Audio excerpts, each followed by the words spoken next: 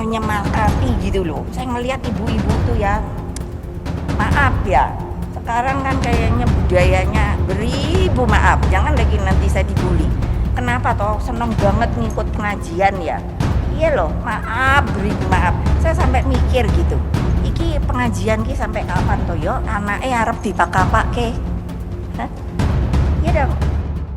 Syeda Ralun, Ketua Dewan Pengarah Badan Riset dan Inovasi Nasional atau BRIN, Megawati Soekarno Putri, mengaku dibully masyarakat gara-gara ucapannya terkait ibu-ibu hobi pengajian viral di media sosial.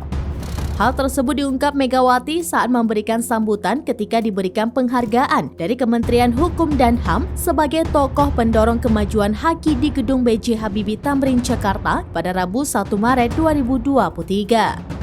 Awalnya Ketua Umum PDI Perjuangan atau PDIP itu sedang memuji Menteri Keuangan Sri Mulyani lantaran salah satu tokoh perempuan yang memiliki kompetensi di Indonesia. Lalu Megawati pun menyinggung terkait pernyataan dirinya soal ibu-ibu hobi pengajian saat menghadiri acara kick-off Pancasila beberapa waktu lalu. Dia pun mengaku dibully gara-gara pernyataan tersebut.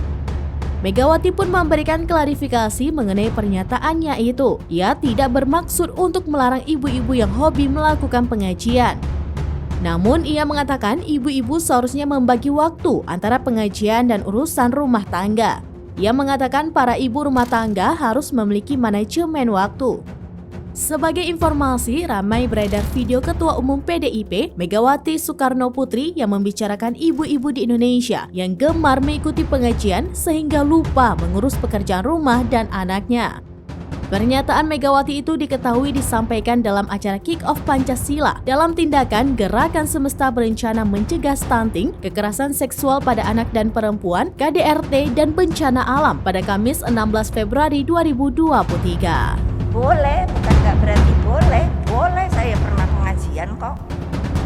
Maksud saya, nanti Bu Risma saya suruh, nanti Bu Bintang saya suruh, tolong bikin manajemen rumah tangga kekeluargaan.